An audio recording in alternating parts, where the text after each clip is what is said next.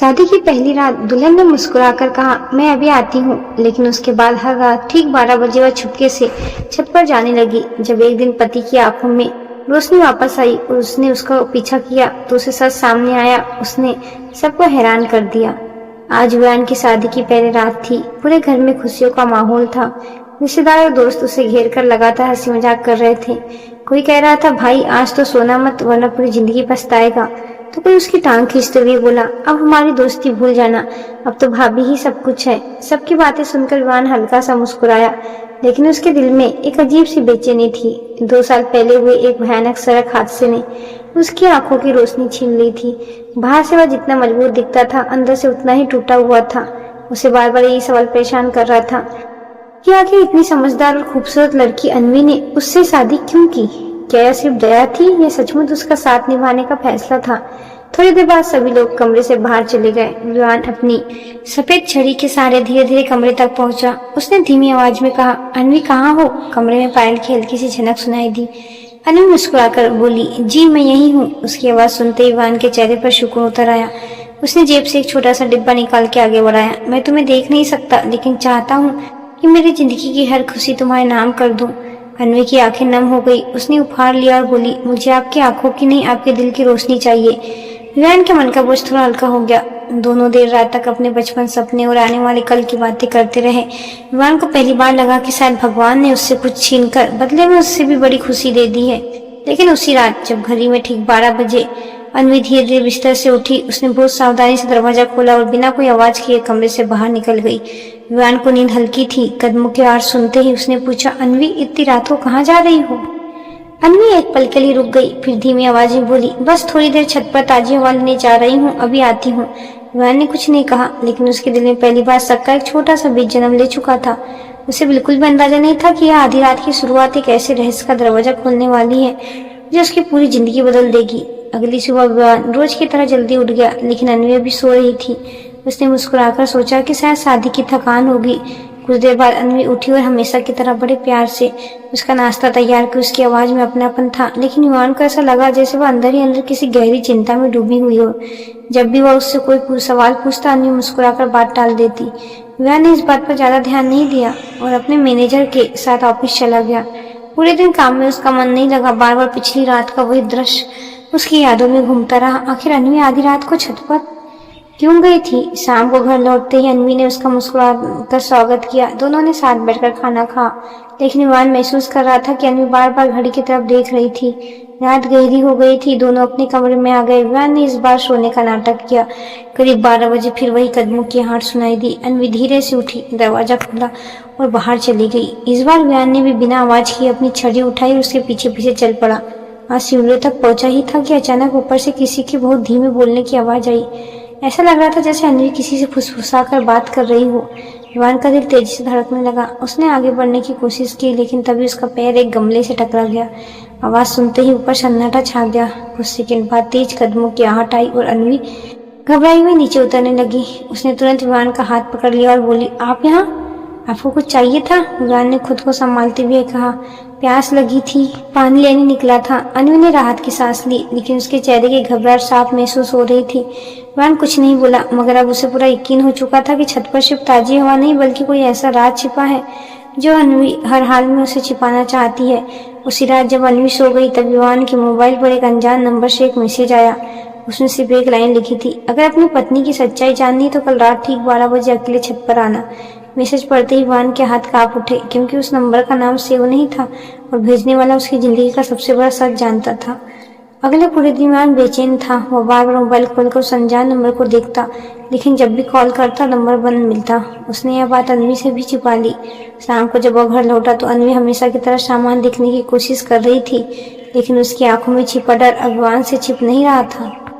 रात के ठीक 12 बजे विवान चुपचाप कमरे से निकला और छत पर पहुंच गया। चारों तरफ सन्नाटा था, ठंडी हवा चल रही थी।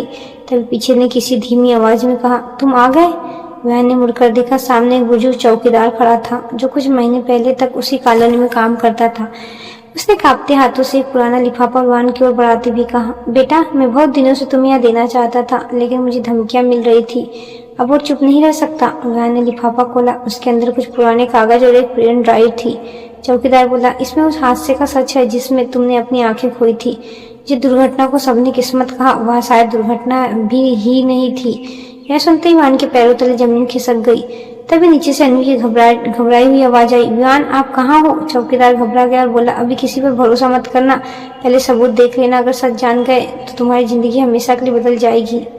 इतना कहकर वह अंधेरे में गायब हो गया। विवान लिफाफा अपने कपड़े के अंदर छिपाकर नीचे लौट आया। कमरे में पहुंचा तो अन्वी की आंखों में आंसू थे।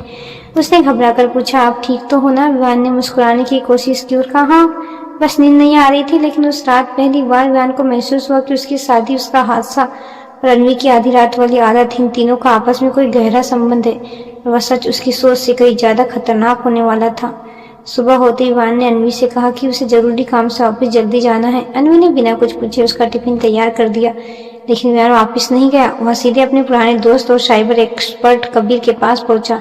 कमरे का दरवाजा बंद करके उसने कबीर को पेन ड्राइव दी और बोला, मुझे सच जानना है, चाहे वो कितना भी दर्दनाक क्यों ना हो। कबीर ने पेन ड्राइव लैपटॉप में लगाई। कुछ ही सेकंड बाद स्क्रीन पर एक पुरानी सीसीटीवी वीडियो चलने लगी। वीडियो देखकर विवान की सांसें थम गई। उसमें साफ दिखाई दे रहा था कि जिस रात उसका एक्सीडेंट हुआ था, उसकी कार के ब्रेक किसी ने पहले से ही काट दिए थे। यह कोई हादसा नहीं बल्कि सोची समझी साजिश थी। तभी वीडियो में एक आदमी का चेहरा कुछ पल के लिए दिखा। कबीर ने वीडियो रोककर तस्वीर जूम की। जैसी पूरी तरह साफ नहीं था, लेकिन वह आदमी विवान को कहीं देखा हुआ लग रहा था। तभी कबीर बोला, वीडियो पुराना है लेकिन मैं इसका चेहरा साफ करने की कोशिश करूंगा। शाम तक कबीर ने तस्वीर साफ कर दी। जैसे ही विवान ने स्क्रीन पर नजर डाली, उसके पैरों तले जमीन खिसक गई। वो आदमी कोई और नहीं बल्कि उसके बिजनेसमैन का पुराना पार्टनर विक्रम था, जिसने एक्सीडेंट के बाद हमेशा उसका सबसे बड़ा शुभचिंतक बनने का नाटक किया था। विवान को याद आया कि हादसे के बाद उसी विक्रम ने कंपनी के कई फैसले अपने हाथ में ले लिए थे। उसी समय विवान के मोबाइल पर अन्वी का घबराया हुआ फोन आया। विवान, जल्दी घर आइए, कोई हमारे घर के बाहर खड़ा मुझे लगातार देख रहा है, मुझे बहुत डर लग रहा है। फोन अचानक कट गया।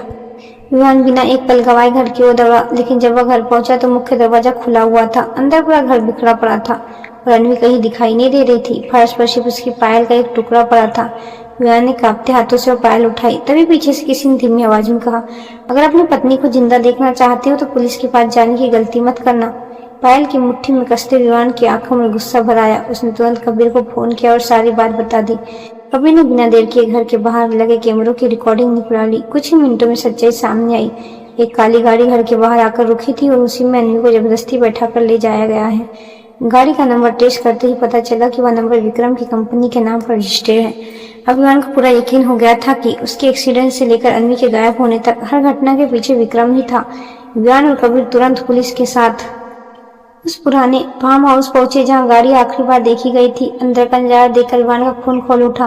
विक्रम अन्वी को धमका रहा था, अगर विवान ने कंपनी में नाम नहीं की तो आज के बाद वह तुम्हें कभी नहीं देख पाएगा। तब विवान पुलिस के साथ अंदर घुस आया। विक्रम भागने लगा, लेकिन पुलिस ने उसे चारों तरफ से घेर लिया। गिरफ्तार होने के बाद उसने अपना जुर्म कबूल किया। उसने बताया कि कंपनी पर कब्जा करने के लिए उसने विवान की कार को ब्रेक खराब करवाए थे। उसे लगा कि विवान हमेशा के लिए अंधा हो जाएगा और वह आराम से उसका कारोबार हथिया लेगा। लेकिन जब विवान की आंखों की रोशनी वापस आ गई तो उसे डर लगने लगा कि कहीं उसका राज खुल ना जाए। इसलिए उसने अन्वी का अपहरण करके विवान को ब्लैकमेल करने की योजना बनाई। विक्रम के गिरफ्तार होते ही अन्वी फूट फूट कर रोने लगी। उसने विवान का हाथ पकड़ कहा, मुझे माफ कर दीजिए, मैं आपको बचाने के लिए कई बातें छिपाती रही, लेकिन अब हमारे बीच कोई राज नहीं रहेगा। विवान ने मुस्कुराकर उसका हाथ थाम लिया और कहा, रिश्ता वही मजबूत होता है जहाँ सच और भरोसा साथ चलते हैं। न कोई डर होगा, ना ही कोई झूठ। कुछ महीनों बाद विवान ने अपनी कंपनी फिर से संभाल ली। अन्वी हमेशा की तरह उसके हर फैसले का साथ खड़ी रही। दोनों ने तय किया कि चाहे कैसी भी मुश्किल आए, वे कभी एक दूसरे से सच नहीं छिपाएंगे। उनकी जिंदगी फिर से खुशियों से भर गई और इस बार उनकी मुस्कान के पीछे कोई डर नहीं था, सिर्फ विश्वास था। किसी भी रिश्ते की सबसे मजबूत नींव प्यार नहीं बल्कि विश्वास और सच्चाई होती है। एक छोटा सा झूठ भी बड़े से बड़े रिश्तों को कमजोर कर सकता है, लेकिन सच हर मुश्किल का रास्ता खोल देता है। तो दोस्तों, यह कहानी कैसी लगी कमेंट बॉक्स में जरूर बताएं। अगर अच्छी लगी हो तो लाइक शेयर सब्सक्राइब जरूर करें। धन्यवाद।